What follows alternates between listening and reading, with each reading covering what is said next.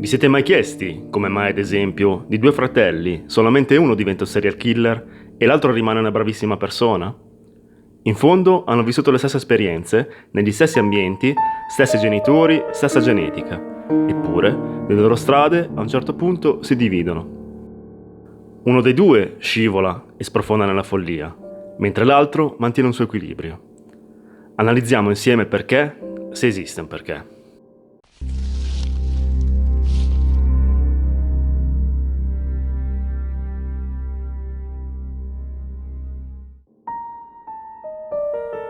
La figura del serial killer è usata e abusata al giorno d'oggi. Film, serie TV e video che descrivono proprio le loro azioni terribili. E così quasi non ci fa più paura sentirne parlare. Forse anche perché riguardano raramente l'Italia. Se però ci soffermiamo a pensare a tutto quello che hanno fatto e fanno alle povere vittime, o come ne scelgono una in mezzo a migliaia di persone, questo ci fa rabbrividire. Cosa fa di un uomo un serial killer? Sicuramente l'infanzia, gli abusi fisici e psichici subiti, il dolore, i genitori disfunzionali fanno sì che si scateni in individui predisposti una furia cieca per far rivivere il loro dolore ad altre persone, quasi sempre non responsabili e inconsapevoli. Ma si può prevedere che un bambino, un ragazzino, possa diventare un futuro serial killer? Nei primi anni 60 è stata formulata una teoria che ci ha offerto uno schema attraverso il quale si possono scorgere dei segnali che appartengono ad una mente malata o comunque disturbata, la famosa triade di McDonald. I tre fattori che vengono comunemente riscontrati in bambini che poi sono diventati serial killer. Vediamo quali sono.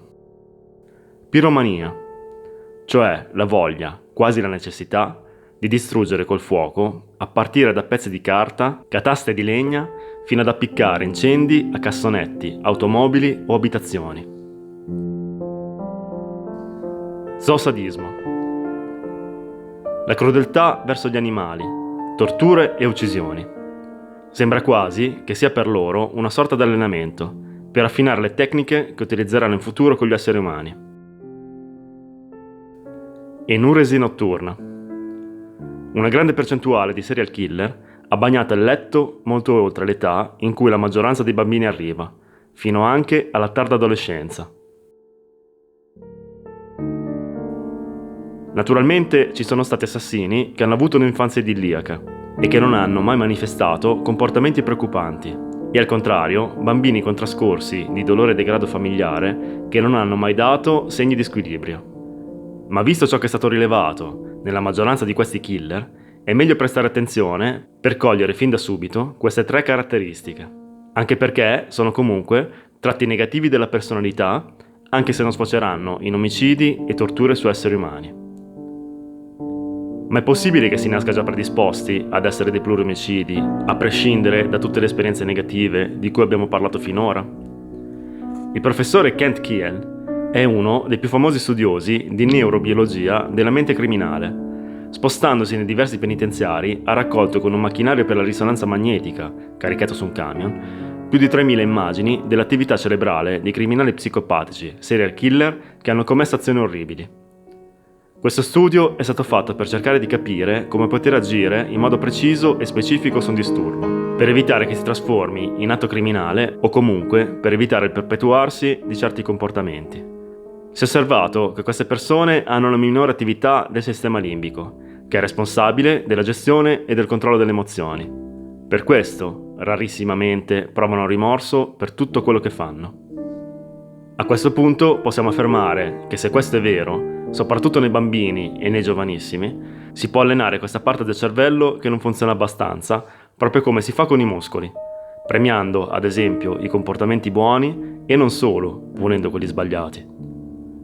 Se alcuni studi hanno associato il comportamento criminale a disfunzioni di regioni specifiche del cervello, come l'amigdala, che modula le emozioni, la paura, l'aggressività, la violenza, e come la corteccia orbitofrontale, che gestisce le decisioni, altri hanno preso in considerazione un tratto di sostanza bianca che mette in comunicazione proprio queste due zone, e il fascicolo uncinato, che negli psicopatici sembra essere non integro. E meno integro è, più sembra essere grave la malattia mentale, la psicopatia del soggetto criminale. Questi studi potrebbero essere importantissimi per la cura, ma soprattutto per la prevenzione, per evitare altre vittime, che solo negli ultimi 20 anni sono state circa 12.000, uccise per mano di più di 4.000 serial killer, che forse potevano essere fermati da bambini allenando quella zona che in loro è debole e osservando quei 3 sintomi che fanno parte appunto della triade di McDonald. Che dire, speriamo che tutto questo serva e che il mondo, grazie a questi studi, possa essere un posto migliore e più tranquillo. Vi è piaciuto il video? Allora lasciateci un like e iscrivetevi al canale, cliccando sulla campanella per non perdervi i prossimi. Io vi saluto e vi ringrazio per averci seguito.